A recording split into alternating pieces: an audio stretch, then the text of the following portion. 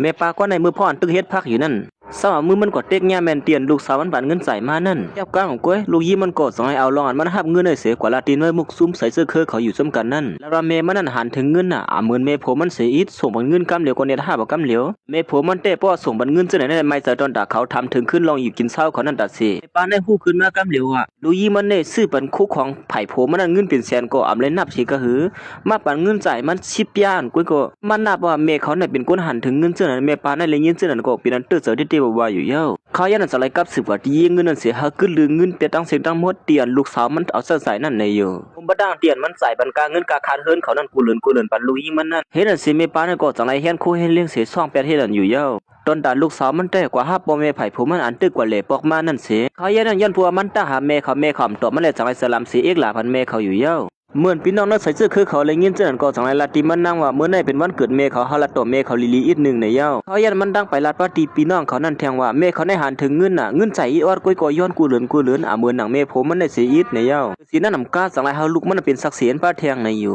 ่เหมือนเมเต้เขาเลยเงี้ยเจ้านั่นก็นั่นเจ็บเสียเต้ว่าลองลูกยิงมันต่ำทั้งพิษมันเจ้านั่นม้วนนำถึงว่าลูกยิงเต้อันมันเลี้ยงดูมาสิมือก้อนเล็กก้อนเลี้ยงตีลัดข้อความเสื่อในที่เหนือมันนั่นเมเขาได้ก็จังไรซับเลี้ยงในกว่าขึ้นดินนั่นซุ่มว่าเงินตั้งเสียงตั้งโน้ตนั่นก็เป็นการตั้งกินกาหุงมือเขาพักเลี้ยงกวนที่นั่นนาเฮิรนควยอ่ำแล้วเอาเสื้อใส่อย่างส่วนตัวในยาวเดือดเสียนั่นนำก้าเงินอันที่ลูกยิงมันนั่นปานไปอ่ำป้อเสียมก้ามันไปแล้วจุกของเงินที่นั่นทองมันมาใส่ว่ากาตั้งกินปันโปเมไผ่โผมันนั่นอยู่ควยก็ว่าบ้วนถึงว่าล้อมันเฮ็ดตั้งเสียงตั้งบ้วนเลยลูกยิงมันเตลัดออกว่ามันได้เป็นคนหันถึงเงินจึงในนั่นมีอยู่วันหนึ่งเมื่อพ่อแม่ปาก็ในอ่อนลานมันกว่านั่นเขากินตั้งกินเนี่ยแม่ปาก็ในหันว่าตั้งกินนั่นน่ะมีพันลีเลยซื้อกินลูกยิงมันได้ซ้ำว่าแม่เขานั่นคิดทีน่ะอ่ำปันลานกินตั้งกินเสียอีกในยาวเมป้าในเลยยินข้อความลูกสาวมันละเจ้านั่นเป็นน้ำพิษเปิงสาวเต้ว่าเขายันเมป้าในก็สั่งเราว่าเฮาก็เป็นคนเจ้าไหนก็เป็นคนคิดทีน่ะเฮาเตรียมอยู่ที่เนื้อเวียงหลงในแทงเยาเฮาตีปอกมือขึ้นตีวันนอกหน้าปังเฮานั่นเยาไอ้นั่นสิมันก็สั่งไรเฮียนเอาโคมันสีปอกมือขึ้นตีวันนอกหน้าปังนั่นอยู่เยากำเนิดสุดเมป้าในก็สั่งไรปอกมาถึงขึ้นตีวันเกิดว่านำถึงเมื่อย่านนั้นก็หนังเก่าลูกข่อยมันก็สั่งไรกับสืบมาลาดว่าร้อนเขามาบ้านบนในตอนตัดตีมาเป็นวันเกิดเมเขานั่นอย่าไปสัตว์เสือตีเหนือเมนางมันในอยู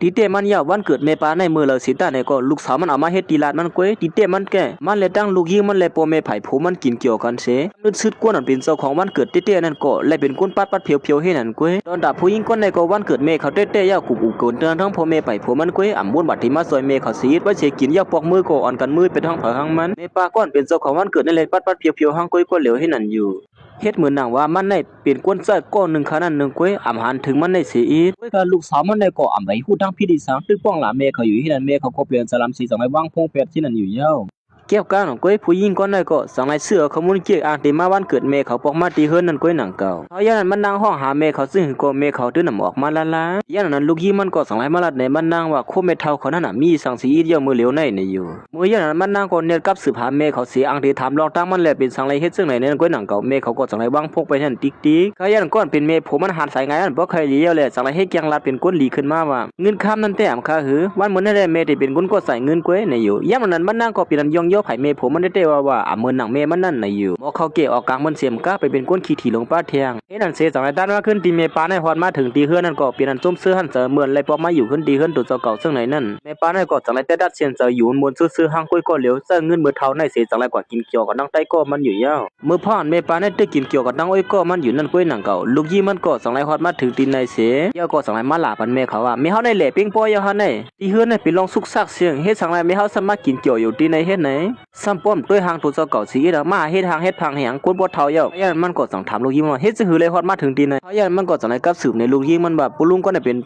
โซซีเวียงตีในหาลูกยิงมันนับยำใต้ก็มันเจอในยาผู้ยิงก็ให้อำนับยำเสียมก็สั่งในลาขึ้นว่าไม่เฮาเป็นคนเจ้าไหนที่เฮ็ดสิหือกว่าฮู้จักโซซีเวียงเฮาลาลีลาดไหนโซซีเวียงอีสังที่มันนางกินซ้อมเมเฮาในยาย่านผู้ยิงก็ในก็มีดาตั้งอายสั่งในเฮาผมมันกินเกี่ยวที่ในซ้อมในอยู่ย่านเมป้าในก็สั่งตีลูกยิงมันว่าคนที่ในพอดำไปกินเชก็เฮียงปุ่มมีลองยินแง่สิอีเด้อในอยู่ในเป็นใต้ก็วันนอนแมวขนาดนึงก็ตีเกียงโอเกียงเสาอีสังตีล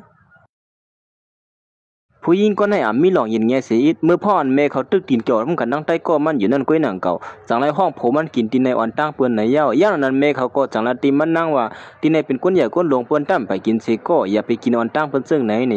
นเขาย่างนั้นมันนั่งจังละตีแม่เขาว่าตีในเป็นก้นวันนอกขนาดนึงก้อยตีเก่งโอเก่งเสยสังในอยู่มันนั่งตื้ออันตีกินตั้งกินนั่นก้อยหนังเก่าจังไรหามันตั้งกินอันนึงสีลาดขึ้นมาว่าตั้งกินอันไหนให้ห่างเป็นในไว้ล่ะในที่เฮือห่อมีผักกินอันไหนให้ห่างไม่เฮากินอันไหนค่ะล่ะไอ้ก็แม่เขาจังละขึ้นมาว่าในเป็นแม่สุเกี่ยวกินใน นี่นะสุราว่าหมูซุ่มๆเกี่ยวกินในก็ปันเมสุกินเหี่ยวในเนาะเขาอย่างนั้นมันก็สังลัดขึ้นมาม่วนตั้งมีฮาลัดว่าป้อนลูกยิ่งเกี่ยวกินในก็ไม่ห้ามเกี่ยวกินเหมือนกันเน่มซื่อล่ะตีเตี้ยมันก็มีเฮาในหมอเป็ดหมอเลียนลงในซ้ำไปว่านั้นเหี่ยวว่าในผู้หญิงก็ในก็เขาจอมเจอมันอันว่าอันได้มันฮู้ตัวมันน่ะเนเขาก็สั่งถามมันว่าสุหานว่าเมเนี่ยเป็นคนซื่อนั่นในนั่นเนาะล้วนเมคัดเจอเก็บหอมเงินเสคือมาซื่อนั้นเอาปันมากินหมดเหี่ยวนั่นบ่ทันว่านั้นก็เมเขาแทงก็นึงสังลัดขึ้นมาว่าผู้หญิงสังลัดตัวเมจังไหนเลี้ยงซุ่มเขาสุกเตมเขาอย่างนั้นมันก็สั่งไล่ป้องล่ะเมเขาว่ามีเฮาติไปออกมาอย่างให้ไหนเขาก็เตยลาดอีดอดกวยมีเฮาติเฮาคันในหลายด้านที่หน้าใต้ก็มีเฮาเลยซึ่งหือล่ะในกวนอีสังเท่ากับมูซักมิ้วในเทียงอยู่ยาวกำนึงก็เอาเมเขาในกว่าแตกนึงเมโผมันอยู่ให้นั่นติ๊กๆว่าเมเขาในอำได้รอเหมือนเมโผเขาสิอีดในอยู่โดยรู้เมไผ่โผเขาในลาดิฟ้ามนาเมสังอ่อนเฮากว่ากินตั้งกินเกี่ยวกับเหลียวนั่นให้เขาก็สั่งลาติมันนางว่าโปเมโผสุนั่นลีนาก็เมื่ออยู่ซ้อเมโผสุจังนั้นแหละที่มาหาเมให้หยั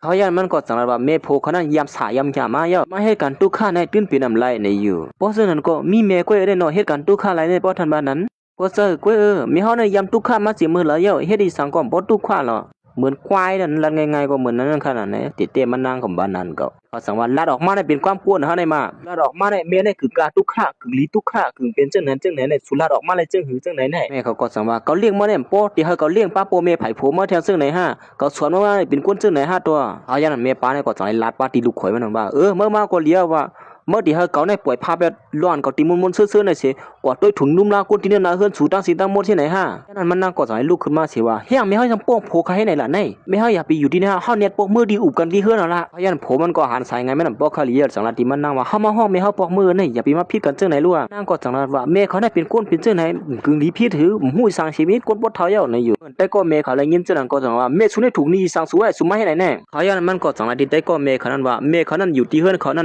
นอยู่มนๆเซื่อๆในเปื้อนกันควายเมฆในตั้งวันตั้งเมืองก่อนในอยู่ก็จังรัดว่าข้องนอนเตียนเมฆเขานอนนั่นป้อกว่าคัดอยู่ตั้งนอกป้อในเสียเชียงเงิน1เหลือได้เป็น3เฮียงเงินเขกว่าในเย้าเมฆเข้าเลยอยู่ที่ข้องกิดเจ้าในก็กามลีก็หือเย้าในอยู่เขายันเมฆเขาก็สังรัดตีมานางว่าเขาต้วยแถมเมื่อนางเฮเขาต้วยถึงลูกเมื่อไหนมาตอบแทนเขาเสื้อไหนในที่นั่นมันกล้ากับหุงเข้าพักเลี้ยงมาโปเมไผ่ผมมาแทงในเมื่อมาวัดเสื้อไหนที่เขาเลยซึ่งหือเนี่ยเงิน1เหลือในเขาเลยเอาเงินเอาท่องเอาใจป้าแทงกว่านั้นเมื่อใครฮู้ไอ้ก็เมฆเขาสังรัดขึ้นมาเทียงว่าเนาะถึงตีเมเขาป้อเลยใส่ขึ้นจังไหนลูกยิ่งสังซึ่งไหนนี่เพราะอย่างนั้นผมมันก็หันสายไงมันบ่ใครจอยจากในอันที่ห้องมันนั่งปอกมาเฮือนมันนั่งก็ตื้นเตรียมใครปอกมือละตึกพิษโมเมเขาเลยใต้ก็เมเขาอยู่ให้นั่นติ๊กๆเมียเขาไรเงินก็รัดมาซื่อๆแหละก็ว่าแหละอย่างไรเมียเขาไรเงินสิเปียดเปียนั่นเขาไรเงินก็ซ้ำป้อมลัดลีเลียวมาหาเฮ็ดขี้เฮ็ดไปอยู่ให้ไหนอยู่มันนั่งสังหลัดปะแทงว่ามาในดังผมมันอุกุมกันเยาว่าปอกในอดีตอันเฮ็ดปันฟังป้อยมันเกิดเมเขานั่นก้อยการเมเขาซ้ำสลามจังไหนฮู้กุมมุนสิอีดเนี่ยเยาก็ว่าย้อนป้อมเลยเฮ็ดป้อยเลยเมผมมันขำใส่เงินเป็นหาเหนั่นเฮาเมเขาเป็นคุณก็ใส่เตียนขึ้นเนี่ยลูกปานคือในเงินในเขาอย่างนั้นเมเขาก็เมียแล้วจากนั้นลูกขึ้นมาสิผามือห้ำเกียมกำเหลียวให้นั่นอยู่เย้าเมื่อไรยากกินผามือเมเขาเย้าจังตีเมเขาอีกหลาวันเมเขาว่าเฮียงมือเหลียวได้เมียฮัดเหียมคัดซึ่งไหนค้านี่เขาเหียมเมื่อในเมื่อได้ออกกว่าตั้งหน้าตั้งตากับมือเหลียวลูกก็ใครหันหน้าเมื่อมืออยู่จมเมผมมันนี่มันก็จังว่ามันเตรียมกว่าตั้งแล้วมันเดี๋ยวเมเขานั้นใส่แตนขึ้นเงินกาเมไผ่ผมมันเลี้ยงเงินบ้านนั่นนี่อยู่เมเขาก็สั่งรัดขึ้นมาว่าหมอออกมาเนี่ยเลี้ยฮะสุกว่ากินเกี่ยวซ้ำกันเงินหาเหียงในจังก็เลยกินซ้ำสวยกำหือเมื่อจะก็ใจเลยจึงเหือแน่มันก็จังนั้นว่าซ้ำเสื้ออังเฮียนให้ปล่อยวันเกิดมันไม่เฮาในเต้เมไผ่โพคันนั้นก็เตรียมในเสียงเงินเป็น5เหียงซึ่งในรอมันนั่งก็จังนั้นว่าลองในเมคำกว่าสิตาในก็ลองตามมันได้อยู่ที่เมเขานั้นมาหลายๆเนี่ยกูปอกมือป่นมาปานหลังไม่ห้ามไรกว่าซ้ำก็อันที่เหลือเฮากินเสียงเฮามาปานไม่เฮาเว้ยจื้อหือเมเขาก็สั่งนั้นว่าฮะเมื่อหันก็ได้เป็นก้นย้อนก้นนึงฮะแต่ได้กินของเหลือสุดจังไหนกูวันแน่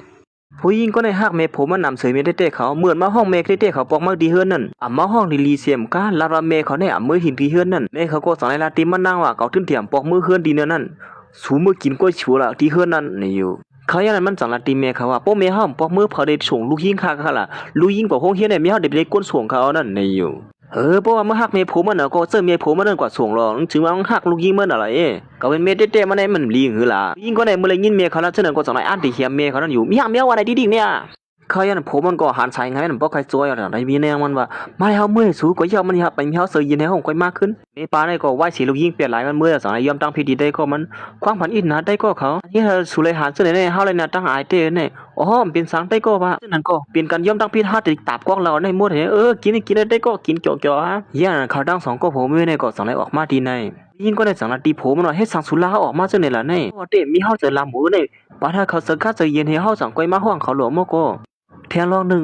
เฮือนสุตีวันเกิดสุนั่นก็เขาบ่ได้ขายอย่างหุ่นล่ะอย่าไปหาเขาเลยสลัมเท่านั้นแหละพวกเขาขายมากคำปันเงินเฮาไปหยับเจอเฮาเตียวเงินที่ไรกว่าซื้อเฮือนที่เนเวียงอยู่ล่ะลองในมันได้เป็นกว่าเลยซื้อหือลูกยิงมีเฮาก็เหลียวก้อยพวกคำปันเฮาตีปันเผอเขาดึงตีปันเฮาอยู่เยอะว่าลาดง่ายๆก็ผมมันนั่นเปิ้เฮาเมเขาขายเฮือนเสียอะไรเงินมาเยอะส่งก้อยใครว่าหือก็ว่าหือตีเมเขาในวันนั้นซื้อหือก็เยอะเฮาได้เป็นลูกเต้ๆเขาในเขาดึงเตรียมป่วยเป็นไรหรอมาเลยเฮาปอกมือก็ไปนั่นก็ยาลันลูกยี่มันก็สอนให้เตรียมต่าง Facebook ขึ้นมาว่าคนที่เป็นสายเสื้อคือกันเต้ๆเต้ๆหรือไรมาซอยแถมกันมื้อทุกกินตุ้ยรู้ปมเมไผผัวได้เซรีน่ะมันลัดคิดลัดไปเมเขาเฮาเมเขานั้นปอกมือหามันนางคืนในวันนั้นเมป้าได้สั่งไรวนถึงคืนเมื่อพ่อวันเกิดเมไผผัวลูกยิงมันนั่นมันได้กันจ้วมเสื้อไหนลูกยิงมันนั่นเอาสายคอข้ามลงสิยินปันเมป้าก้อนเป็นเมไผผัวมันนั่นในเป็นคู่ของเขาในนะในข้าวยินมันเมียวกานี่ยิงก็ในก็หักเมไผ่ผมมันนำสิเมเต้ๆมันเมเต้ๆเขากบสั่งว่าคือเมปาก็ในวนถึงเสนอก็เป็นเจี๊ยบเจอได้เดียวว่าตัวหนังมือป้อนเดียงพวกแค่หางส้มกันนั่นก้อยก่อนเลยป้อนส้มลูกยิงมั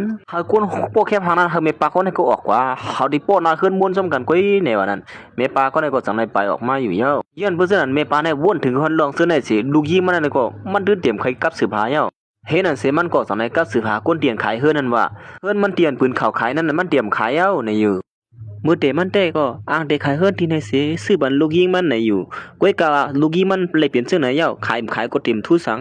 เฮ็ดมาตัวเจ้าเก่าในเตรียมมีที่อยู่ก็เย้าในอยู่เมื่อแล้วว่าเมื่อเมียโพเขาเสรีต่อเขาบ่เป็นนั่นก็เฮาเมียโพเขานั้นเป็นคนกดใส่กว่าเฮือนเหมือนที่เขาคาอยู่นั่นเขาอย่างนั้นคนขายเฮือนก็สั่งในกับสืบมาหาเมปาได้แทนกำนึงอ๋อว่าคือขนาดนี้อ๋อเฮือนเตียนสูปืนเข้าขายอยู่นั่นค่ะนะเมื่อเลียวเปิ้นติมายาเป็ดเขาการลู่ซุ่มนั่นเปิ้นติปานนำเต้ๆเขานะเหมือนเมทาวในยินซึ่งนั่นก็เป็นอันจมซื้อเต้ๆว่ายันปัวติไลการลู่ซุ่มนั่นนำเต้ๆม่วนถึงว่าเปิ้นปืนเข้ามาตัดติยาเฮือนที่ไหนสิตีปกป้องเฮาเป็นยิงเหยื่อในนั้นวันมื้อนี้ก็ฮอดมาถึงกำลังสุดเงินอันเก่าไล่มาในก็ติไว้เซอร์มือก็เท่ากว่าขยันบ้านสังบนถึงขึ้นหมู่พ่อลูกยิงมันถามมันลูกยิงมันว่าให้สั่งแม่มื้อเหลียวในเฮือนที่ไหนไปกาบ่เป็นนั่นแน่เหรอย้อนปัวพ่องย่ำหนังนั้นลูกยิงมันจังลาติมันว่าแม่เฮือนเฮาที่นั่นเต็มมีเผาอยู่แม่เฮาเอาขายเป็ดเชเฮามาซื้อเฮือนอยู่ที่เนเวียงในคาล่ะแม่ป้าในก็ย้อนปัวพ่องย่ำหนังนั้นจังละยุ่มเสลูกยิงมันเสอันเด็กขายเฮือนที่นั่นมาซอยแถมลูกยิงมันซื้อเฮือนที่เนเวียงนั่นอยู่ก้อยกะย่ำพ่องตัวเหลือได้ลูกยิงมันเฮ็ดหลายตัวมือมันเปิ้นเดินได้มันก็เตรียมย่อมเฮ็ดซ้อมหนังลูกยิงมันยิงอันนั้นมันก็สั่งเลยนอนรับพันดีอยู่เฮ็ดนั่นอยู่เฮ็ดนั่นเสถึงกลางนาเมืองแรงมาลูกยิงมันก็ซ้ำปกับสืบมาหามันแทงเหี่ยวรอดไม่เฮาไปไงเฮาหมู่เฮาก่อมเสยๆซะไม่เฮาเน็ตปอกมาคือไงซื้อก็ไว้บ้านไหนกว่าฮับลูกยิงคาปอกมาเฮินขึ้นน่ะป้อมปอกมาได้คาดิสลามแมวเตียวไหนเฮในวันนั้นมันหัวแม่เขาได้สลามมันเตะๆเฮาผู้หญิงกว่าได้นั่นยันแม่ป้าได้สารขึ้นมาว่าสูเนี่ยเอาเงินเตียนสู้เอากว่าตีเมียนั่นนะกว่าเฮ็ดมันไว้วันเกิดไผแม่โผมันนั่นมาปั่นเก่าขึ้นนู่น100,000นั่นน่ะเหมือนมานั่งไรยินเจอก็เป็นสลามใส่กลับลงขึ้นมากำเหลียวลัดว่าเมเขาในหันถึงเงินน่ะอะไรอีนึงก็วางเงินอดนึงก็วางเงินอยู่ให้นั่นติ๊กๆไหนเย้าเมปาก็ไหนไว้สิผัดยันลูกยิงมันมาเย้าก็เป็นอันมีตั้งเสือไหลมาหกโอ้ยก็โอ้ยเสก็โอ้ยก็โอ้ยเสต้องตักลีวันจากเสือเตี้ยๆว่าไอ้ก็มันตั้งหลัดว่าแทงว่าอันเขาปอกมาวันขึ้นมันเหมือนในเขาติมาสวนเราได้ก็เฮาขาสู้หือขึ้นเฮียนซ้ำกันนั่นมาเตียนอยู่ในนะเมื่อได้เฮาติมากางจอกเล็กจอกหงซ้ำกันในสู้ก็อย่าไปว่าเพราะเป็นแต่นั่นก็เลี้ยเฮาก็บ่หมอกายคือก็กาจะตายเนี่ยเขาแย่หนอนก้อยหนังเก่าเสียงพงมันก็ส่งให้หลังขึ้นมาก้นๆกับสืบมาหามันนั่นก็เซอร์เพอร์ก็เป็นลูกยิงมันก้อยเมื่อแย่หนอนลูกยิงมันกับสืบมาก็ป้องหลาแม่เขาอยู่ให้นั่นติ๊กๆเฮาแม่เขานั่นปอกมาหามันนั่งนั่นแหละทึกละโตแม่เขานั่นนำลีซีครับเพราะว่าอยู่เฮามีเฮาในกว่าห้ามลูกค้าไหนมือเหลียวในเปลืองเฮียนในเปิ้นมือมัวแล้วคือลูกค้าก็เหลียวก็อย่างไม่ยอมกว่าห้ามในสู้ในเป็นเมทัลก่อนตุ้ยถึงร้านยิงในปุ่มหมดตุ้ยถึงฮีแล้วห้ามมามันก็อีกหลานแม่เขาว่าตอนนี้นี่ยงแม่เขาก็ส่งให้ร้านไหนมันนั่งว่าก็บ่ร้านไหนมื้อก็มาที่วันน้อยก็มีที่เนเวียงในมื้อถึงมาเสื้อกว่าห้ามลูกมื้อติ๊กๆมื้อเสื้อเมสูงกว่าห้ามล่ะก็ได้กำสาเหตุกว่าฮับเฮาเมโผมันกว่าฮับเลยเมื่อฮักหนักละเมโผมึงเขาอย่างนั้นมานั่งก็สังไรล่ะเมเขานั่นว่าเมเขาได้หารปูนสุนตัวน่ะปืนไรลีเลยอีออดก็พวกเขาว่าตันดิเอาลัดขี่ลัดไปนั่นดิกๆน่ะอยู่เฮือนเฮาก็ซ้ำบ่เตะขายเย้ามีเฮาซ้ำเดียวกว่าอยู่ที่แล้วมันนำหัวเมเขาซ้ำบ่เตรียมขายเฮือนนั่นเย้า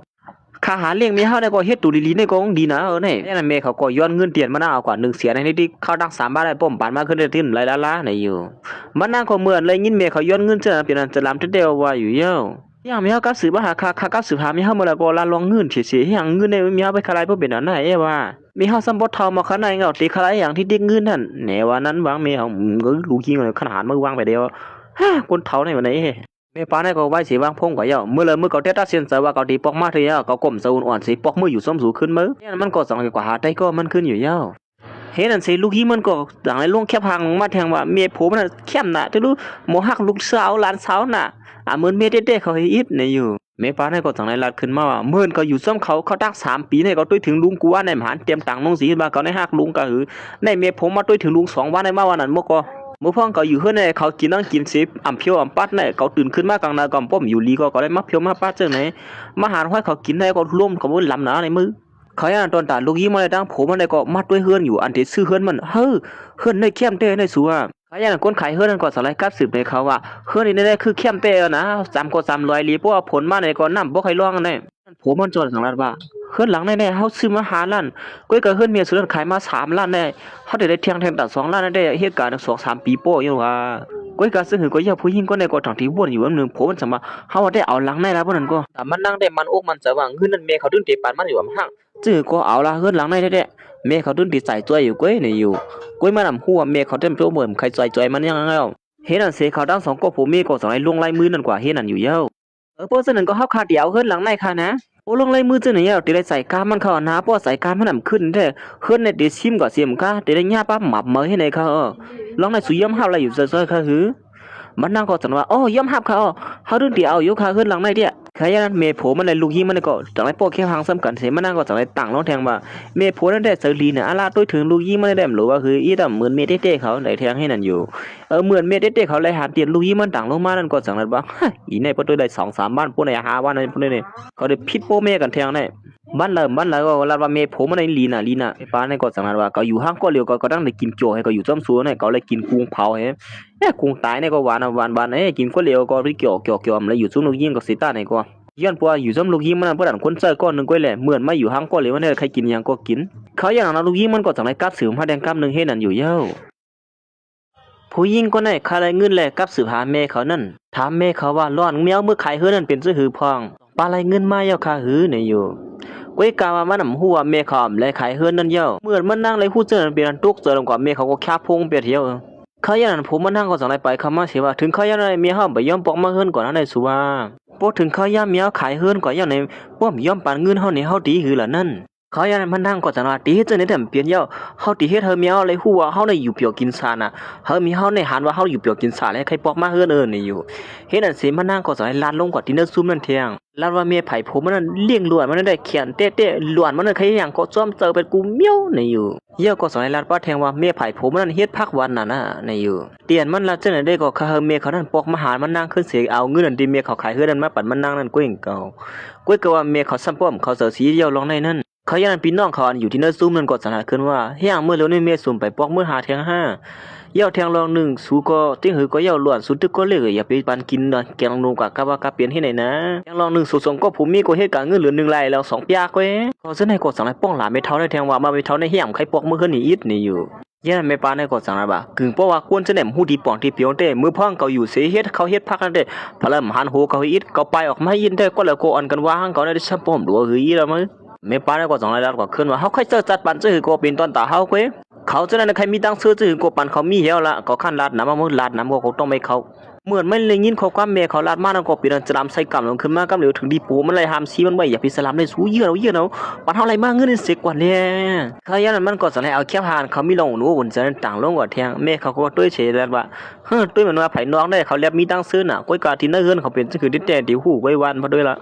ตอนตาเมปาได้ไว้สิผ่านแล้วนูยิงมันมาเยาลองลูกซุ่มตีเฮือนมันก็ได้ไรเงินหับตั้งนอนตั้งไหลเขาอย่างนั้นเสียงพุ่งก็จะให้ดังลงขึ้นมาแทงเฮ็ดอันอยู่เยาเขาอย่างนั้นมันนั่งก็จะให้ถามถึงเงินเมเขานั่นแทงว่าการเงินเมเฮาอันเมเฮาป้อกันเฮียงเล่มมีแล้วล่ะมื้อเร็วได้คัสเตอร์ทำลายเฮียงแมวก็ปิกไปที่อยู่ในนี่อยู่เขาอย่างนั้นเมเขาก็จะให้ขึ้นลาตีมานั่งว่าเงินซื้อเฮือนสูก็ซื้อก้อยซื้อตีมาเอาเงินเก่าซื้อเฮ็ดสังล่ะเงินเก่าหามาก็ได้จ่ายก้อยเก่าก้อยเขายันมันนั่งก็จังลาตีเมเขาว่าเงินหลวนมันได้ตั้งผมมันได้อำป้อจะจ่ายสิก็คือก็จะจ่ายที่เฮือนก็ทั้งน้ำย้อนเฮาเมเขานั้นมาจ่ายซอยกาขาดเฮือนนั่นอีนึงในอยู่ยังไม่เฮาเตรียมเขาจะเฮาสิอีเตี้ยค่ะในเมเขาก็จังขึ้นว่าถึงว่าเมผมบ่เจออยู่ล่ะจะเมผมบ่จ่ายซอยหรอกบ่ทันวันนั้นเขายันมันก็จังลาว่าเมผมนั้นปันเงินจ่าย1 เดือน 3,000ได้ดีกว่าเงินเลยมาปันแข้งหลวงในใครขันเซอร์ไว้ในอยู่มันก็จังไรลัดในแม่เขาว่าแม่ไผ่ผมนั่นซื้อเขาซื้อพักมาเฮ็ดก็เสียเงินนำหน้าเย้าในอยู่แม่เขาจังลัดว่าพ่อยามหนังนั้นก็เก่าเฮ็ดอันก้อยเก่าพ่อยามนั้นก็เอาเงินเก่าเนื้อท่องเก่าจ่ายก็น่ะสุ่มฮู้จ้อไม่หยง ย้อนปุยย่างนั้นมันน่ามาหันถึงลูกเมียเขาเฮ็ดฉะนั้นพ่อย่างหลังไหนมันก็ปุกที่ว่างมาเมียเขาอยู่ที่ดิว่าเฮียเมียหอมย่อมปอกไม้อีเตี้ยในมานี่อยู่หรือสินั่นมันก็มานั่งสั่งไปลัดปฏิเมียเขานั้นว่าปุ้มเมียเขาย่อมสวยแถมมานั่งมาเหลือป้อเมียเขาเฒ่ามาเย้ามีคนตุ้ยถึงเดี่ยมฮู้ถึงซ้อมก้อยเนี่ยเย้าเขาก็มุมมองก็ให้ว่ามาตุ้ยถึงก่อนว่านั่นแท้เฮ็ดนั่นสิเมียเขาก็จังได๋วางพงเบ็ดมันอยู่เย้าเฮ้ยแม่มีเฮาวางเบ็ดก่อเฮาได้มาเขาอย่างนั้นผมมันก็สั่งให้ไปเขามาถามแทนว่าเฮ้ยมีเฮาได้ไปย่อมปอกมาเฮือนแถวในสูวางเป็ดเฮาที่ดีแค่ไหนนั่นเฮาก็จังมาหืออีแต่ว่ามีเฮาในกองปิ่นหยังกลมหัวนี่เฮ็ดนั่นสิเขาทั้งสองก็ผมมีก่อมจังเฮ็ดจะหือลาดความปานแห้งใจกันเว้ยนั่นเฮ็ดเขาเยอะมื้ออย่างนั้นก้อยนั่นก็กวนนั่นมาเก็บกะขาดเฮือนนั่นก็สั่งให้ฮอดมาถึงที่ไหนเฮ้บ่หือละเงินสูข้างไว้นั่นน่ะตาติใส่กะเฮือนในสูนำไหลใส่มา2เรือนนั่นหือละแน่บ่หือละพี่ยังพอสุที่กลุ่มเทิงตึ้งๆๆนั่นแด้เฮือนในเฮาได้มาชิมมาขึ้นมั่วๆเด้อนะลูกซุ่มทั้งสิทั้งมั่วนั่นก็เฮาติดใจขึ้น2ปูนได้สุดมีเงินจ่ายให้เขาอย่างนั้นมันนั่งก็สั่งให้ย้อนต้องปั่นที่เซาคาเฮือนนั่นว่าปั่นข้าวยำมาอีกนึงคั่นแหละนะเฮาได้หาเงินมากกว่าค่ะเฮ็ดเช่นนั้นเสร็จบ่กำได้ก็บนสั่งไหลปันเขาย่ำเขากว่าเขาเดียวเงินที่เลยมาใส่อันนั้นได้ก็เป็นอันคันเสือไว้อยู่นังเก่านะย้อนปวงเงินเดือนก็บ่ใครมีเมียเขาก็ซ้ำไปเบียดแทงให้ตั้งมันนั่งสั่งลัดอยู่ว่ามือพุกในเฮาตีกว่าด้วยหรือว่ามีเฮา2ปากขายเฮือนหลังนั่นนะฮะได้มาอะไรเงินนะได้มื้อเดียวนี่เฮ็ดนั่นเสต้นตาแม่เขาแลไว้สิผัดยันลูกยิงมันมาได้ก็เปลี่ยนมีตั้งซื้อที่ในหมู่บ้านเขาได้มากากจอกเล็ดเกี่ยวหงอย่างนี้นั่นแย่นั้นลูกยิงมันเลยตั้งลูกล่างมันก็จังไรฮอดมาถึงที่ในสิถามว่าเอ้ยนั่นนี่นั่นมาไปรู้อะไรเงี้ยว่าการลูกชุ่มขึ้นที่นั่นเป็นสายน้ำหนาได้ว่าเป็นไรเสียนก่อนอื่นนะเขาอย่างเขาดังสองก็ผมมีอะไรยินแม่นอันเปิ้นอุบกันลองตีเฮือนแม่เขานั่นแหละจังนั้นว่าเฮ้ยเนี่ยก็บ่ทำเร็วเลยบ่นั่นก็ผู้หญิงก็ในย้อนปัวมีเงินกาคาเทียนเยอะเลยจังไรอ่อนแม่ไผผมมันเลยผมมันมาหาแม่เขาอันมีอยู่ที่วันนอกนั่นเขาอย่างนั้นตอนตาแม่เขาได้ตึกสอนเปิ้นพึกกาอยู่เฮ็ดนั้นคนเด็ดเกี่ยวลงเขามาหาแม่เขาว่าเฮ้ยแม่เป็นหือพ่องนะแม่เตี้ยใครเงินเต็มลาดเยาข้าจะถึงเม็ดเท่าน่ะค่าเม็ดเท่าในวันนั้นร้านยิงก่อนมันก็ร้านนั้นเม็ดเท่าเหมือนอย่างคนเหตุการณ์สมัยก่อนจังหวัดว่ามีทางก็มุปอกมุอุบกันที่เฮือนนั่นเลยนะอย่าไปเฮาเปียนาตั้งอายที่ในเกียร์กลางหมดจังไหนเต้งก็นั่นเนาะมี2ห้องคนมุอุบกันที่เฮือนแล้วบ่นั้นก็มันก็จังได๋สูงกว่าแขนล้านยิงมันไปออกกว่าที่ในอยู่เยานั่นเสมื้อฮอดมาถึงที่เฮือนที่ในนั้นก้อยนั่นก็ลูกยิงมันเลยผลักไปแม่ไผโพนก็จังได๋มานั่งลงส้มนั่นที่นั้นไอ้ป้าเนี่ยก็จังได๋ถามลูกยิงว่ามีลองใต้สังก็ลานมารู้อ่ะยิงก็ได้ก็คลายเงินเลยจังได๋มาวนแม่เขาว่าโอ้จุดจำยังหนังไหนได้มีเฮาในหน้าปังซื่นเสาเด้ๆค่ะในเนาะเมียก้นน่ะยังในค่ะบ่หยุดเมียวนั่นก็เป็นลูกเขยมันก็จังว่าอันเฮามาบอกในเฮาตั้งใจมาหับเมียปองมือเขาในม่วนตั้งนั้นเป็นรองทางผิดกันที่ไหนกันเลยอันมีซบความนำเต่าเมียเฮาก็ยอมเนาะอย่าลงค่ะเมียเห็นแน่บ่นั้นสุขยามเมียเฮาอยู่เฮือนในเฮาได้เปลี่ยนตุกละคันใจกังในก็มึงเลี้ยงให้ในเขาเมียกังในมึงเลี้ยงมือเลลัดมือกังคำผมจื้อกลางคำมาลูกกว่าฮับลูกค้าที่ห้องเฮียนนั่นก็มีเผอกว่าฮับให้ในคันนี้เมียมือมีเฮาอยู่จอบแล้วเมียก็กว่าฮับหุงเขาของป้าก็เป็นเมียก็หุงให้แนวลูกลาเมียเขาถ้าว่าได้เมียปองมืออยู่จอมเฮาขึ้นเหี่ยวละเมียเห็นแน่ว่านั้นนั่นก็จังได๋ล่ะในเมียเขาว่าบ่เมียไผผมมันไปอยู่ลีก็บ่ค่อยแค่มันก็คือลูกลาเนี่ยก็บ่ไรก็ลูกเจ้าก้อยเนี่ยว่านั้นมันห้องบ่เมียเขาปอกมือเฮือนก็เมียเขาปอกมืออยู่เขาวางเขาค่ะนั่นเมียเฮามืออยู่จอมเฮาขึ้นเหี่ยวละคำปันเขาผิดเมียเฮาแทงให้แนวค่ะเมียแน่ลูกข่อยก็ใครบ่ลาดไว้เด้งก็แล้วอันเขาผิดบ่เมียเฮาว่านั้นก็คำได้ตั้งใจให้ลาดก็ค่ะนั่นแม่มือย่างในหลวงมาได้ก็จังละเฮาได้มืออยู่จอมเฮาละล้วนก็ข้องมือก็มือยาวสุจีก็สิมาอยู่ก็เหลียวจังไหนเพราะอยู่ลีกินหวานมาพลอยตุ้ยถึงสุลันนั่นเห็นไหนว่านั้นจื้อก็ล้วนก็เป็นลูกสู่ก็แห่งเก่ารู้เลยตุ้ยถึงลุ่มลากันมื้อเท่าไหนเห็นนั้นเฮาได้เฮ็ดให้สังก็บ่ซั่นป้อมเปลี่ยนให้เฮ็ดเหมือนในหลวงอีนั่นในหลวงเฮ็ดกูหมอกูเมียของเขาของพักก็เฮาอย่างมันก็จังให้ป่วยให้หลานยิงเอาเฮ็ดตีลาดด้วยให้หลานยิงก่อนรอดบ่อนเมทัลปอกมือซ้ำนี่อยู่เมทัลค่ะในค่าจันหังที่ห้องเฮียนเขานี่นะในจันหังเมทัลเลยดังค่าเขานี่โอ้หังดีไปเต้งก็เลยเนาะลีอามแก่งก็รู้นี่เขาอย่างมันก็จังเลยยองอามหลานมันก็โอ้หลานยิงเมทัลในหมอจันหังน่ะเนาะหังดีแก่นี่ด่วนก็ในย้อนปัวเมเขาเสริมมันไม่เฮ็ดก็เลยจังละตีเมเขาว่าเมเฮาลันว่าปัวเมทัลวนเมทัลไรยาวไหนแต่สิเลียงตั้งกินข้าในหือล่ะเนี่ยเมปาก็ในก็ยอบไหลล้วนเขาสารแคบหางปอมเฮาล้วนก็ในมาหยอกแหลนมาไหนนั่นพอยิงก็ในก็จังละตีลูกมันว่าเฮ้เมทัลตั้มไปบ้าหือว่าติปอกมือซ้ำเฮาไปไล่กินก็ไล่เอาขมุนนั่นน่ะเมทัลเขาก็ตึกละตีมันเอาก็เน็ตปากเป็นมือเมทัลเขาตัวมันคลายเงินได้ใครมาหาเมทัลก็นั่นนึงก้อยล้วนก็ในก็เหมือนกับนังเมเพี้ยนเปื่อยซึ่งเมียลัดว่าพอขายเฮือนหลังในเอาก็เฮาสิไล่เงินได้ค่ะล่ะเนี่ยลองเสียงซิมเขานั่นก็ลูกมันก็จังได๋ลัดออกตั้งเสียงตั้งหมดที่นั่นมันนั่งก็เน็ตปิกชบลูกเห็นเลียนออกมาน่ะอย่างนั้นมันนั่งก็จังลัดตีเมเขาว่าแม่เฮาอย่าไปกดถ่อมลูกค้าละนั่นมาลาลีวาเกนั่นล้วนแน่ว่านั้นเที่ยงลองนึงเขาฮู้จักเขานะคนที่มาซื้อเฮือนนั่นเขาได้ปั้นน้ำเนอเสียนแมวที่ขายในเขานั่นเขาว่าแต่แมวเน็ตปอกมือจำเฮาอย่างละว่าปืนเขาขายจังได๋เรื่องมีเพิ่นมาซื้อค่าหรอเฮ้ในวันนั้นผู้หญิงก็ได้ก็อย่างนั้นแม่ป้าในก็จังลัดขึ้นว่าเฮือนหลังในมันเตรียมขายมันสิเป็นก้นก้อยอยู่ก้อยที่ไหนมันเตรียมกว่าตั้งเลยเนี่ย ยันผู้หญิงก็ได้ก็คันเฮ็ดแกงเฮ็ดกินแล้วแหละจังได๋เอกหลามันแม่เขาว่าเฮ้ห้องแม่เฮามือลีได้แม่เฮาเต็มมือหั่นแน่เฮามายอมดังผิดที่แม่เฮาอย่าขนาดมื้อเหลียวแน่เฮ็ดสังแม่เฮาตึกเรียนตัวเฮ็ดได้แล้วแน่ลูกค้าแน่เที่ยงปีมาก็เลยคืนจ้ำชีพเขาแน่เฮ็ดสังแม่เฮาตึกลัดนำให้ดิล่ะแม่ป้าน่ะก็จังหลายขึ้นว่าจงหนังสู่เป็นปัวแม่เต้ๆมันสู่ตั้งเข้าใจก็ได้เป็นเม็ดเท่ามันแน่เขาก็ป้องเซอก้วยก็ลองได้ก้วยก็เฮือนหลังไหนป้อก็ขายเอาก็ซ้ำดีกว่าอยู่ที่แล้วล่ะป้อทันว่านั้นไอ้นั่นมันก็จังหลายตีแม่เขาเฮียงเลยว่านั่นล่ะแม่เฮาก็มืออยู่ซุมเฮาตีปุ่นก็ค่ะของเล็กๆกันแม่เฮาก็คัดเฮ็ดมันเข้มๆก็ค่ะยานั้นแม่เขาก็จังหลายขึ้นมากำใครมืออยู่ซ้ำตีเฮือนสูนั่นก็กูมือย่าลองอุ่นอกอุ่นใจที่นั่นน่ะเฮือนสูของนอนเล็กๆกันก้วย1เดือนก็ได้จ่ายเป็น3เฮงเงินแค่ก็เมื่อว่าก็อยู่เฮือนกว้างๆกันนี่ดีปะยันมันนั่งก็จังนั้นตีเมเขาเฮียแมวละจังไหนดิค่ะก็บ่ยังดังผิดเมียวเลยบอกอะไรกะมาเนี่ยมื้อยันเมโผนก็เรียบติ่มขยี้แล้วก็โยนนางให้ตุ้ยนั่นน้อง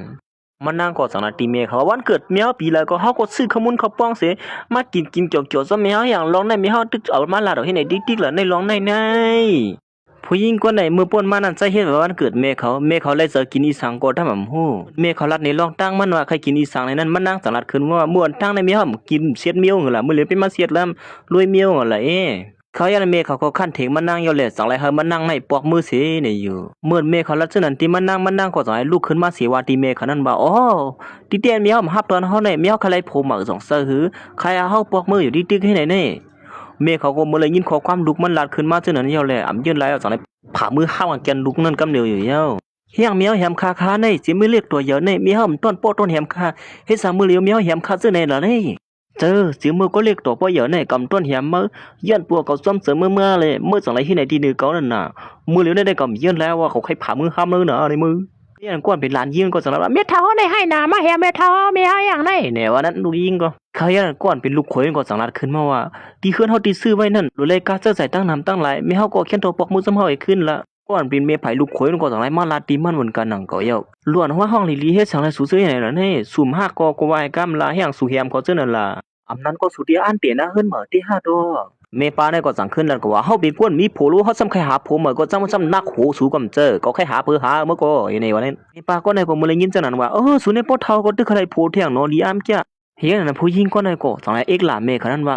ข้าป้อว่าอยู่เมียเฮาเป็นจังไหนวันนี้เฮามาอุบกันฮู้ร้องฮู้ตังเหี่ยวละป้อนั้นก็เมียเฮาใครหาโผมือเฒ่าในก็ไว้เสียก่อนละลองนั่นแท้ซื่อก็เฮือนหลังได้แหละเมียเฮาตื่นเดี๋ยวเลยขายเอาเงินมาใช้หนี้ปานเฮาเงินนั้นเฮาได้เลยมือซื้อเฮือนที่เนเวียงนั่นค่ายิงน่ะเฮาก็อยู่จอมผมเมียเฮาเหี่ยวหรอในวันนั้นมันนั่งก็อยู่จอมผมถามว่าค่าได้ตุ้ยคือเมียเฮาอยู่เมียเขาจังผ่ามือค้ามันแก้วแท้ให้นั่นนี่เขายันเมียเขาก็จังนั้นว่าอย่าไปลืมนะเฮือนหลังได้นะมันจะได้เฮือนปอสูก้อยเป็นเฮือนเขาได้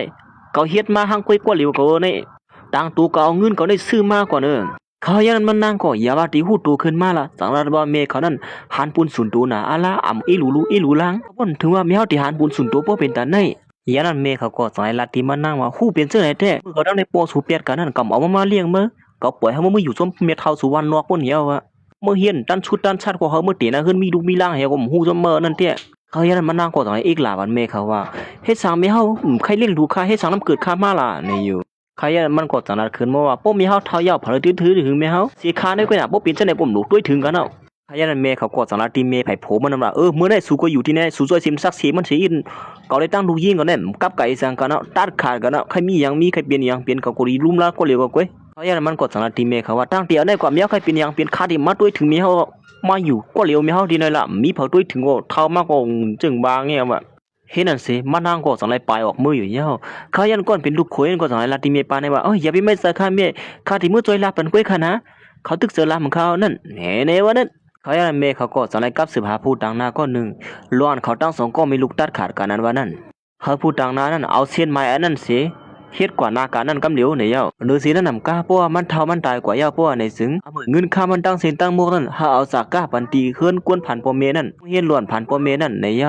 แต่ลูกยิงมันได้ก็มันเตรียมเอาอยู่อับมันเอาเหมือนเงินค่ามันเลยเฮือนมันทั้งสิ่งทั้งหมดในอยู่ไว้สิมันวางพงพูดต่างหน้ากว่านั้นก้อยหนังเก่ามันก็จังไรกับสืบหาลูกยิงมันขึ้นแทงกำหนึ่งก็จังไรย้อนเงินลูกยิงมันเตียนเอาเงิน100,000กว่าเฮ็ดปล่อยวันเกิดปันเมไผโผมันนั่นในว่าเอามาปันป้อในซึ้งตีตึงปลิกกว่ายอบกำเหลียวในตอนถามมันนั่งก็กาคาดเฮือนเขาตัดสิใส่ก้อยก็ซ้ำป้อมเคยมีเมเขาซ้ำมาย้อนนี้แทงให้ตั้งในเต็มรัวคือตัวว่าเขายันมันก็จังไรป้องหลานเมเขาตีหน้าโผมันนั่นว่าสั่งมีเฮาในเมื่อแล้วก็ย้อนเงินเสียให้ไหนล่ะนี่โอ้มันก็จังไรที่มันนั่งว่า ซื่อก็ยาวสุ่มถูลีลัดเขากำเจอเนี่ยตีเมเฮาสุดดีกว่าตัดขาดเขาให้สั่งล่ะผมมันก็สั่งในลาตีมันนางว่าลวงเหยามันสิเปิ้นแท้ๆมื้อเหลียวนั้นเฮาจะได้เอาเงินเตียนเขาไข่เฮือนนั้นมากกว่าอื่นน่ะแล้วสั่งซะนั้นเฮือนหลังในเตียนเฮาอยู่ในก็เฮาเตรียมเลยอยู่เอาติคือล่ะนั้นบ่ทันบ้านนั้นซื่อก็สูตรก็ละโตแม่เฮาลีๆหรอบ่ซื่อนั้นเฮาซ้ำติเฮ็ดซื่อล่ะนั้นป้อไหนซื่อก็เขาเป็นแม่สูก็นึงเขาก็ตื่นเตรียมเฮ็ดอีสางนั่นก็อยู่มื่อพวกเนี่ยเขาเดี๋ยวเอาเงินกว่าปันเขาก้อยเพราะว่าเขาจะลำหายเอาเนี่ยเขาส่งก้อยอู่กันลองขายเงินนั่นเนาะปะไหนก็ผู้หญิงก็เนี่ยตั้งเสือเตรียมต่างลองเมเขาตีเนื้อแรงนั่นเขาเปิ้นหารพิษตีเนื้อเมเขานั่นเตรียมต่างลงก่อว่าเมเขาในหารถึงเงินหรือสีลูกล่างเงินนั่นสิเปียดแป้ก้อยก็เอาลัดอยู่ที่ติ๊กในอยู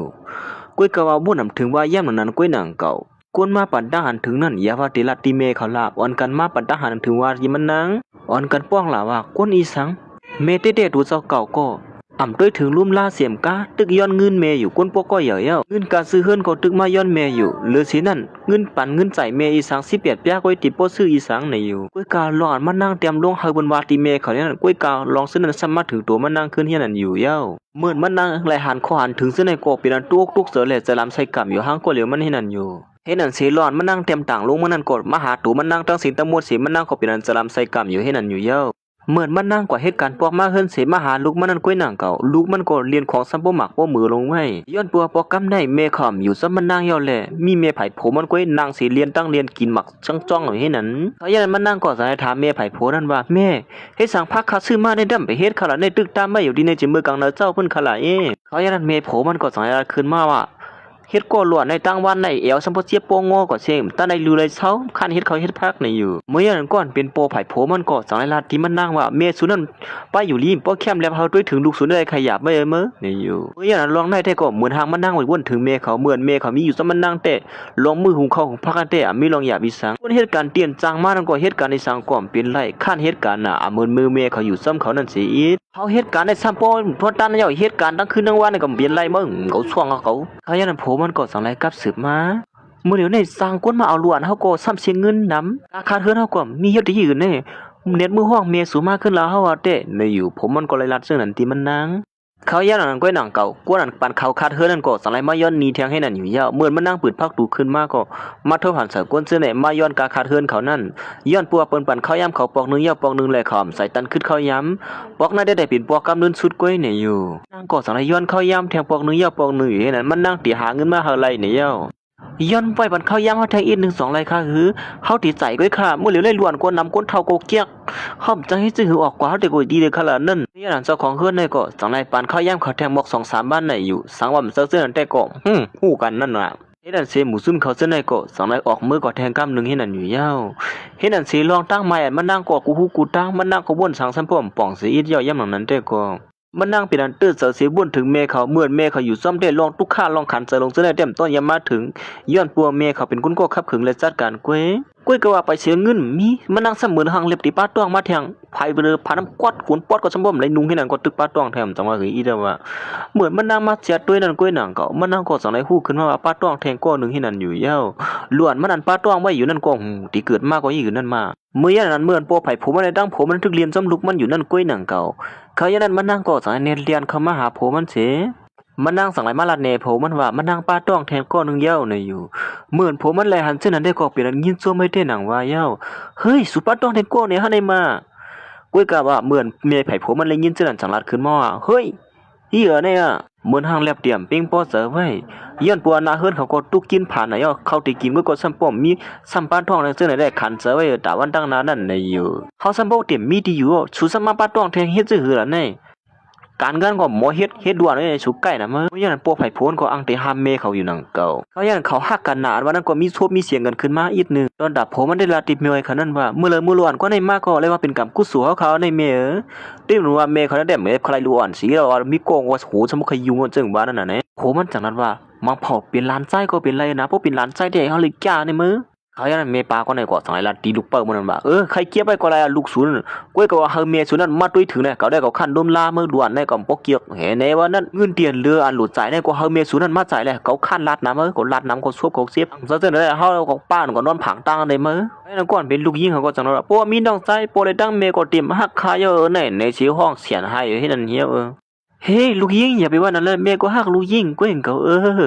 ผู้หญิงก็ตึกผิดกันตั้งเมเขาก้วยซ้ำไปป้าต้องเย้านั้นลูกยิงก็เรียกมันอันมีไว้อยู่ในซะเมเขามีน้องขึ้นมาเอาเสียมหักมันในได้จังไรอีนักวันเมเขาปีนตาหายลงกว่าให้นั้นเย้านั้นมันนั่งในตั้งเมโผมันก็ปีนร่วมตาหายให้นั้นเย้าเอาต้องมานั่งเสียบเกียร์หนงขึ้นมาเย้านั้นจังไรเฮ็ดเธอเลือดมันนั่งนั่นไหลลงมาโผมันก็จังไรกับสืบหารถห้องยานั้นกำเร็วอยู่เย้าเก็บกับมันก้วยเขาทั้งสองก็จังไรมันนอนเปียที่ห้องยาในเย้าเขาเย้านั้นมวยาจังไรมาลาตีมันนั่งว่าล้วนสุนให้ตุ้ยถึงแหวมแล้วว่าตื้อเสือซ้อมเดียวนะลองในนั้นมันนางคงบ่เลยฮู้บ่หลวนที่นั้นตัวมันรูปเปียเดียวในนั้นเป็นห้องเสียนให้นั่นเยาเขาอย่างนั้นเมโผงก็ขาหักเลยจังไรป้องหลามันย้อนเพื่อสูในเฮ็ดขาเขาหักในมือเขาที่กินก็มีตึกใครลูกใครล่างเที่ยมือเหลียวได้ลีนะเนาะขาก็หักลูกมือมีเดียวต้องก็ก๋วยผีของล่ะลองในนั้นเป็นอันนี้ไม่อันมีกำลีในมืออย่างนั้นโผมันได้ก็ตึกยินเข่าลีในตึกยินซ้อมบัดมันนั่งอยู่มันนั่งก็เรียนห้องเสียนให้เบียนกวาดมันโผมันนั้นว่าหลวนที่นั้นต้องมันนั้นมีเยามือเหลียวในนี่อยู่เขาอย่างนั้นโผมันจังไรที่มันนั่งว่าเป็นสังก็เลี้ยวว่าก้วยกาโมเลียวในห้องยินข่าวมาว่าเมสุนันไล่เงินส่วนชูเลย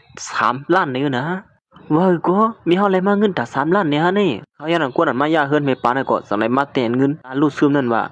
เฮือนสุนันอยู่ที่ไหนเสียการลูกซึมที่ปานตา3 ล้านให้ไหนเขาเอานะไซเตียนสุนันไล่ป้าแทงเฮือนเรียกว่าลังนึงโหมาทางตีนวนอ่อน3ตีนวนลองเฮาคาไซเตียนสุนันเป็นชื่อพองค่ะ2ไล่เจอค่ะหือเมปานก็สังรัดว่าอ๋อลีเขาเพราะนั้นก็ลงไล่มือกำเหลียวเฮียว่าเมปานก็เลยจังก็จังไอ้ลงไล่มือเสียไล่สู้ตัวนั้นกว่าอีเย้าเพราะฉะนั้นกูซื้อกูลองเฮาตีคับคือปันสูไว้ค่ะนะเมปะผู้หญิงก็ได้ตึกวนว่าเมเขานั้นเล็บติปันเงินมันอยู่ตั้งโผเขาได้ตึกมีตั้งเสื้ออยู่เห็นนั้นเพราะฉะนั้นก็เฮือนเฮานั้นเฮาใส่กามันหมดเฉยก็ไล่นั่นนะเฮ้ยว่าบ่มีเฮามาปันแท้เขาย่านหนังหือที่ไล่เงินเมเขานั้นผมมันจังไรวนล็อกไล่อันนึงสิกับสืบหาเมเขานั้นเฮาเมเขานั้นมาที่ห้องยากำเหลียวนี่อยู่ก่อนเป็นเมผมมันก็มื้อเลยยินลองเงินลองต้อนั้นขาเจ็บนั่นก็บ่ทางเจ็บก็สูในเป็นเมเขาก็นึงออมเซอร์เขาในเป็นเมสูก็นึงรุ่นเดียมปล่อยพาสูกว่าเฮาได้เฮาที่กับสืบหาเขามื้อเหลียวนี่นะเขาอย่างนั้นผมมันก็สอนให้สอนมันนั่งเฮาเซอร์มาหยาต่อเมเขานั้นเฮาเมเขานั้นอาหารถึงลูกเขานั้นอีนึงนี่อยู่ซื่อก็อย่าไปปล่อยพาหลานอ่อนนั่นกว่าทั้งแล้วในเย้าเมผมมันก็สมามันหลุดเป็นในหรอกลูกใจก็ในมือเขาอย่างนั้นมันก็สอนว่าเฮ็ดจมหนานผมมันรัดนั่นนี่สิผมมันก็สอนให้จุกพงขึ้นมาสิกับสืบหาเมเขานั้นกำเหลียวเมียมีนางเขาในมือเหลียวลูกมันตัวเขาสวยแบบแลเขาในมือเหลียวเนี่ยมีเนียนมาที่ห้องยาในกำเหลียวเหี่ยวแล้วอย่างนั้นแม่เขาก็สอนให้ถามถึงชื่อห้องยานั่นห้องยาที่ละเขาที่เนียนมาในบ่นั้นก็อย่างนั้นไอ้ผมมันก็สอนให้เห็นมาแทงว่าอ๋อมือมีเฮาไปกว่านั้นเลยหลานยิงมีเฮานั้นจะถึงมีเฮาน่ะเนี่ยมีเฮาเนียนมาหาเขาเหี่ยวแล้วมีนางเขาก็เรียบเตรียมรัวแล้วเนียนมาหาเลยแม่เขาที่เนียนมามือเหลียวเนี่ยก็มีเฮียนกูจ้างเพิ่นทามืออีในมือพอสงว่าเขาไล่เงินมาแล้วก็เป็นลองซื้อไหนมาเนี่ยเขาตื่นเต้นมีลองไล่สิซื้อสิลองอันนี้เมียปาก็เนี่ยก็เหมือนแล้วพูดลองไล่เขาว่าอยู่เยอะเฮ็ดอันเสียมันก็เลยสั่งแล้วก็หลังไล่ไปออกมือกำเหลียวอยู่เยอะสู้เป็นเมียผู้หญิงคนนั้นจงเจอเจอค่ะลูกหญิงสุนั้นเฮาคัดเจอเตรียมทวนเยาค่ะนะก้อยกะลวงในเด้เปลี่ยนอันตื้อเจอจอมเตะเขาหมอยาก็ในเล็บเพี้ยนเหลียนได้ก็ด้วยลายมั้งเขาอย่างนั้นเมียปาได้ก็สั่งในการของเขาก่อนนั้นไปเขาการเขาได้มันเซิงก็เขาอย่างนั้นโผมันก็สั่งในให้แกห้องเสียนให้ว่ามีเนี่ยจวนเฮาเนี่ยมันชูดขึ้นมาเลยนะชัวก่อนเป็นเมียผมมันก็สั่งให้เฮียแกห้องให้ว่าลูกเปิงในเนียนจวนตัวลูกสิเนียนจวนกว่าในวันนั้นเมื่ออย่างนั้นเมียมันนั่งก็สั่งให้ไปเข้ามาเสียเมียเท่าเมียเนียนจวนน่ะวันนั้นเมียปาในก็สั่งว่าอิลกุนาล้วนก็เนี่ยเมียเขาก็เนียนจวนกว่าเยาก็ไม่เงินจัดเจ้าใจก็เมียพวกเมียเท่าขำใจได้มันจังเหือแหวันนั้นเขาอย่างนั้นเมียปาก็เนี่ยก็สอนว่าด้วยลูกยิงมันนั่นต้นตาเมียปาก้อนเป็นเมียโผลูกยิงมันได้ก็อลาดของทีเดียวน่ะเลยด้วยถึงเขาเนี่ยนะเขาได้เจอเตี้ยเนี่ยเห็นในวันนั้นเมื่อเขาตึกเตเชียงเสนั้นเขาลัดขึ้นว่าป้อมีที่ตั้งลีในเขาตึกเตนุ่มละสู่ตดโจสดปันในวันนั้นเขาต้องปั่นไว้อย่างนั้นต้องปั่นเต็มเจิงก็อยู่มาในได้ก็เปลี่ยนเชียนไม้เตียนมันนั่งเนียนจอนั้นในวันนั้นเมียเขาก็สั่งให้มาปิดด้วยเขาอันนั้นมีเหล้าเฮล่ะนี่ก้อยกับเมปาได้สัมพอฟังตัวเยอะมืออย่างมันก็สั่งให้หันมือลูกยิงมันปุกคิดขึ้นมาเขาก็ป้อว่าเยอะล็อกไล่เขาในที่ไหนวะหมอเป็นลูกคนก็จะว่าแม่มีนางข้าก่อนเฮียนจอนเยอะหล่อลีไม่เสือสิปุ่นนี่ก็เป็นลูกยิงเฮาในคอแม่ยิงข้าได้ดีขึ้นโรงเรียนจันทร์จอมจะโยดึกขี้โมกใหญ่ขึ้นโรงเรียนจันทร์จอมแน่เงินขึ้นเฮียนก็บ่ใครมีค่าในป้อมีห้ามเจอแถวนั้นจังอีตอนนั้นมีหาเอาเงินเตียนเปิ้นจ่ายการรู้ซุ่มนั่นสิมาซื้อเฮือนที่ในเวียงในปันลูกยิงข้าอินคาโลมุ่นบ่หันถึงมีนางข้าเนียนจอนกว่าเขาเล่นนะผู้หญิงก็ในเกียงไตย้อนปัวเขาเลยเงินตีเมเขามาก้อยว่าลองในเมเขาก็ฮู้ดันขึ้นล็อกไล่มันอยู่เย้าเขายันเมเขาก็สั่งให้เกียงลัดขึ้นมาว่าลูกยิงเฮาก็เนียนจอนกว่าเย้าเฮาก็เป็นเมก็เป็นอันตื้อเสเหมือนกันเคยหันลูกยิงเฮาเลยเป็นจังไหนเฮาว่าเตะเจียวเผาก็เจียวเย้าดีกว่ากับสืบหาเปิ้นทำมันว่าเผาเป็ดเฉียวว่าก่อนเป็นเมผมมันนั่งก็สั่งลัดขึ้นมาเจ้าเย้า เฮาก็คาเขามีตั้งเสื้อเหมือนกันนั่นเก่าสุขาเขาเป็นเนี่ยจนกว่านี่ลองนี่สุโกติดาเช่นเจอเด็กก็เจออยู่เก่ากุ้ยก็อย่าไปกึ่งกลางเผาเจ้าไหนหรอมก็เหมือนเขาเลยงี้เมปาในลานวัดตีกับสือผาก้นเผาตูตายมานั่นกุ้ยนั่นเก่าเขาก็เป็นอันทุกเจอลงกว่าที่ได้รับตาลืมเมืองกว่าง่ายๆดีๆนะเฮ้ยมีเฮาค่ะที่สังเลยให้เจาไหนมันจะอยู่เขาตื้อหาเนี่ยจอนกว่ากุ้ยติ่มสามันก็เขาในเลยอยู่ซุ่มเขาเป็นปอกำนึงสุดถึงอีกนึงค่ะหรอแต่ว่าติ่มสังก็เอาอยู่เว้แทง2-3บ้านก็เลยย่อมตั้นเมียนตูก็ย้อนนั้นมาไม่ปานได้ก็จังนั้นว่าพี่น้องก็หลู่ห้องมาก็เลยก็ที่เฮ็ดให้เปิ้นมาตื้อสาวซ้ำเฮาเคจบเผาก็เจอยาวก้อยลู่เฮาได้เลยก็ฮอดติกาติเย็นนั่นยิงน่ะมานั่งว่าทุจะหลวงพืชพาดนั่นล่ะย่ำนั้นเด้ไม่ปานได้ตั้งหลัดป้าว่าหลานอ้วนก็ในก็เขาก็ตึกก็เล็กอยู่เขาก็บ่เคยหันแม่เขาเป็นจังไหนเฮาล้วนให้แลหันหือมันก็เตรียมหลีมันจังว่าช่วยอย่าไปไม่เจอร้อนในเฮาถึงสิช่วยลาดกุ้ยอย่าไปเน็ตตื้อซะนะสุนะเขาเลยก็เนียนจอนเฮาที่เนียนเนี่ยเมปาเนี่ยก็จังจุกพงขึ้นมาเฮาได้กลับสืบหาคนเผาตัวตายกันได้นะเมปาก็ได้จังหาไม่เฮ้ยกำก็เล่นในหลวงลานอ่อนมีต้องตัดยาในเม็ดเท่าคอในนั้นลานอ่อนมาลัดในเม็ดเท่าเลยมาหาเม็ดเท่าเลยลานอ่อนลูกยีมันก็จังนั้นว่าข้าก็ข้าเมียเฮาในเผาไว้บ่เป็นอันนั้นนั่นเก่าข้าเมียอยู่จำคาอิดออดเนี่ยลานยิงอย่าไปไม่เสมื้อเหลียวได้แม่สู้ขึ้นอยู่ในเมืองผีเด้อก็นั่นอยู่ด้านหลังก็อย่าไปตื้อเจออีสังยอละก่อนเป็นลูกขวยงูกูเมียเขาเผามีมันเตี้ยได้จังไอ้ลาวแขนเมียเขาออกมาแม่เฮาอย่าไปเฮ็ดเสื้อในขนาดนั้นแม่แม่กวนเตียนเผานั่นค่ากับ10กว่าหาเย้าติ่มสามันก็สู้กันไปเผาในเฮาเลยอยู่ซ้ำเขาอีโอดกวนลีอินเขาแม่ใครมันก็จังนั้นว่ามันดีกว่าขับขึงเสียนไม้นั่นอีกนึงตัวกากวนเนียนจวนในมีเฮาหรือเจอสิก่อนดีได้ปานนั้นก็เมปาก็ในก็ฟังโตมันนี่ว่าลูกสาวมันในลูกขวยมันติมีลองไล่ซื้อหือมาแทงอันว่านั้นเมปาในก็เมื่อมันออกมาภายนอกนั้นก้อยหนังเก่าสังในกับสืบหาคนก็นึงเมื่อเหลียวนี่เปลี่ยนซื้อหือพองล่ะตั้งปุ่นมื้อเหลียวนี่เฮาคาหางแฮนแคมแล้วเขานะเฮาคาเป้าตัวให้นั่นก้อยเขาเนี่ยเลียป้อนั่นก็เขาอย่างนั้นเขาก็จังได๋อีล้อตัวฮีผู้หญิงก่อนเฮ็ดแกงตายออกมาเสิลูกยิงเลยแม่ผมก็จังเฮ็ดแกงฮ้อๆหายน้ำตาบ่ก็ไหลขึ้นหน้าผากให้นั่นอยู่เย้าที่มันแม่ปาก่อนเป็นแม่มันนั่งสัมโปเขาข้างกันนั่งปลุงก็ได้ขับขึงการมันอยู่เย้านั่นแหละผมมันก็สังว่าเฮ้ยสละลงมึกพ่อนตีเผานั่นลอยๆคะเลยนะอย่าไปกึ่งก้างไว้น่ะอาลาคันเนาะอย่าไปไม่เจอข้าลงในเฮาคาตีขับขึงกว่าค่อยค่ะลองในมันตื่นเปลี่ยนปูนพรเฮาอยู่แล้วเขานั่นเขาอย่างนั้นมันก็สายลาวแกนปลุงก็ได้ติเตปลุงก็ได้ซัมบ่เป็นก้นแม่เขาเฮาสั่งหลายมาลัดว่าเฮ้มีนางเขาให้มันตายเอาเงินได้กว่าค่าเลยนะมันจะไล่เขาในเฮาเรียนจึงไว้เขาในอย่าไปเผาเตะเขาน่ะป่องเจ้าค่ะเพราะฉะนั้นก็ซ้อมคำมากเขาเลยยิงก่อนเฮ็ดแกงตายตอนแต่ได้เงินมาได้ก็ถามว่าลอกไล่โผมันเข้มแล้วอย่างไรวะโผมันจังละติแม่เขาแม่จู่กะเขาไปเผาในมีเฮาละตัวเขาอีดอนเขาเลยสังก็มีเฮาก็เป็นแม่ลูกกันเขาหลงอย่าไปไม่ใส่เขาที่กว่าละตัวก้อยลูกยิงก่อนเนี่ยเมปาในก็สำหรับการมาที่ขับตัวลูกยิงมันนั่นเสียกลมลงมาเนี่ยก็ที่ลัดเนี่ยมาพอมันมีตังค์บ่นอยู่ก็อย่าไปให้แกงซึ่งไหนอยู่ว่ามันน่าก็มื้อได้ยินจังนั้นจังว่ามีเฮาลงเตะเขาในมาเขาอย่างนั้นมันน่าก็กลัวเพิ่นเผาเตะนั่นแหละเป็นเสริมลีไว้อยู่นั่นก็บ่นลองพื้นลองไผแล้วหน่อยเฮ็ดนั้นเสียเขาก็สำหรับเตียกพื้นไผนั่นเฉมเพิ่นทางก็สมบ่กูน่ะเย้ามือก็สมบ่เตียนดาราที่นั่นน้องเนาะจังให้ลุงขึ้นมาเฮ้ยอย่าไปเผาเขาเลยนะห้ามไปตายก้อยผู้หญิงก็ได้ให้แกงตายย้อนปัวคาไลเงินเมเขาในก้อยก็เมเขาฮู้ตั้นคึดเขาย่ำมันอยู่ว่ามันนั่งให้แกงตายก้อยน่ะมันนั่นมื้อย่านนั้นเมเขาก็สลายเต็กเผามันนั่งเป็ดอยู่เย้ามันนั่งก็ด้วยสายไงมันบ่ใครโซเย้าแลย้อนปัวกูตายเตี้ยจังไอ้ลูกขึ้นมาสิดัดว่าเฮ้ยอย่าไปเผาขนาดห้องไปเนียนจวนคาในนี่อยู่เขาย้อนมันก็เนียนเลียนของเขามาหาผมนั่นสิว่าเฮียสุติเหียมเฮาเตะหาในมานี่สิมาให้แกงตายก็ไรนี่ล่ะลีนั่นเป็นไฟเตอร์นะมันจานปอมมันก้อยเขาย้อนผมมันก็จะมาจะอยู่เฮาใส่เงินเหมือนเขาว่าเฮาเจอไฟปลอมกว่านี่เฮียงเป็นไฟเตอร์นั่นมาดีเตมันเมเขาเฮาปลุงก่อนได้เซอร์ไพรส์อีแล้วเฮามันใหม่ๆอุ่นๆสิถึงที่มันนั่งแลนออกมานั่นน่ะเย้าเขาย้อนเมเขาก็สอนตีมันนั่งว่าสุนย้อนปืนเงินสิยอมเฮ็ดอะไรถึงตันไหนกว่านั้นได้มาเขาย้อนมันนั่งกดเนี่ยยอมดังพิตีเมขนาดเมความเป็นอีขนาดค่าผิดกว่ายาค่าในทั้งสิ่งทั้งหมดนี่ข้ามถูกเลยให้แกแน่นจอนจังไหนคะนะมันนั่งก็ฮู้ดังผิดมันก็คือดีกว่าดันคือเดียวนั่นแหละเมเขาก็สัมปอจันจ้างมันนั่งไหนเย้าข้ามถูกเลยย้อนเงินมีเฮาจังไหนสิอีกค่ะหลงมือปุ่นมาปานหลังแมวเฮลีต่อค่าต้องอะไรอยู่ค่าในมันย่องกว่าเด็กๆเขานี่ความบันใครอีกนึงค่ารู้แหในว่านั้นมันยอมดังผิดที่เมเขานั่นก็ยันต้นตาโพนก็ตอนนี้เรียนเข้ามาหาเมเขานั่นเสียว่าเดี๋ยวในกว่าเฮาเตรียมย้อนอีสังที่มีเฮาเทียงเยอะค่ะแค่ตัวมีเฮาความบันเฮาอีกกำคละตอนตาเมไผโพนก็จังไดมาตีเมเขานั่นว่าเมื่อเร็วเขาฮู้ดังผิดเขาเย้าวางความบันเขาเย้าละหันถึงล้วนในเสียกรรมละในอยู่ซุ่มตุ้ยละยิ่งอ่อนก็เนี่ยดังตึกก็เลี้ยงบ่เป็นดันในจื้อก็อีลูลานสู่อีกนึงเลยนะเขายันเมเขาก็จังไดตีมันนั่งว่าสูตามดังผิดเมใน2สูตต้องไรหือว่าเมในเป็นคนหันถึงเงินตามดังผิดจังไหนเสียลัดลงกว่าที่นซุ่มมุกซุ่มใส่จะเกอเฮานั่นเงิน18ปยามาปันเมในพวกมันนำหน่ะเย้าในกว่านั้นซื้อก็ยังบ่บ่ มือเมย์เขาก็ตอนนี้อีกหลานมานั่งสมภพปีนตาหายลงกว่าให้นั่นอยู่ยาวเมย์ความมันใครอีกหนึ่งคณะข้าเตรียมอย่างเที่ยงมือเหลือเดียข้าหู้อยู่ว่ามือป้นมาปลาหลังนั้นข้าเฮ็ดพิษตึงเหนือเมย์เฮาเลยนั่นมันนั่งก็จังหวัดว่าเตียวในกว่ามันติดตัวถึงลุ่มล่าเมย์เขาก็เตรียมในเป็นซึ่งในเที่ยงในอยู่มันนั่งก็จังหวัดตีเมย์เขานั่นว่าป้อมีเมย์เขาติดตัวถึงลุ่มล่าลูกเขานั่นขยับไว้ในอยู่เมย์เขาจังหวัดคืนว่าสูบินป้อเมย์เต้ๆเขาเฮ็ดจะหือเลยว่าตัวถึงลุ่มล่ามไรล่ะติมาปืนอีเฮาไรจึงหือล่ะในเขายันเมย์เขาก็สังหารป้าแทงว่าเงินการลูดซุ่มเตียนขึ้นย่าเฮือนเขานั่นมันนั่งติกว่าแจกเพปันดีโฮเฮ็ดหลวนพันป้อเมย์นั่นเตรียมอุ้ยอาปันลูกล่างมันอีสังเสียเมียวไหนเอ้า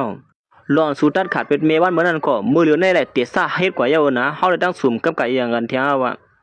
เฮ็ดนั่นสิเมเขาก็สังไลปลายออกกว่าเฮ็ดนั่นอยู่เย้ามีเฮาอย่าไปเฮ็ดจังไหนคั่นนะเขาฮู้อยู่ว่าข้าผิดกว่าเย้าในนั่นมื้อยามคนที่นั่นน่ะเฮือนเขาก็จังเฮ็ดจะหืออีเด้อว่ากำลืนสุดเฮือนเดียนเขาซื้อไว้นั่นก็ย้อนปัวใส่กามาทำไรแล้วเจ้าของมันจังไรมาเอากว่าขึ้นสิลืบเขาได้ออกกว่าที่ในกำเหลียวอยู่เย้ามันนั่งย้อนต้องปั่นจื้อล่าก็เปิ้นปั่นตื้อตั้งเขาเย้าย้อนปัวเปิ้นตื้อตั้งเขามาเป็นไรปอกไรกามเย้าในอยู่อย่าไปเฮ็ดจังนั้นเขาเลยนะในเปลี่ยนเฮือนเฮาค่ะในอย่าไปเฮ็ดนั่นล่ะ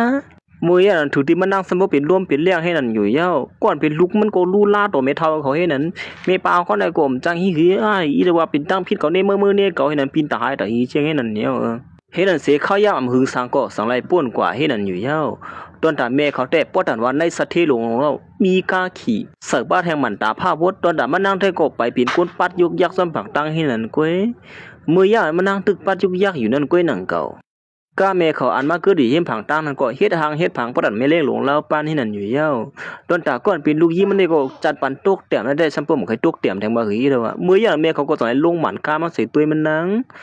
แม่เมียวเล่าเกี่ยวละมือเหลียวนี่แม่เขาก็สังลัดอยู่ว่าจัดปันตั้งสิตั้งหมดนี่ปียันเปิ้สูเลือกหรือหังก้วยสูก้วยลองในแม่ก็มจังเฮ็ดสิหือซอยชูแล้วว่ากำสะดาสูเลยดังเฮาเนี่ยย้อนมาขนาด1ก้วย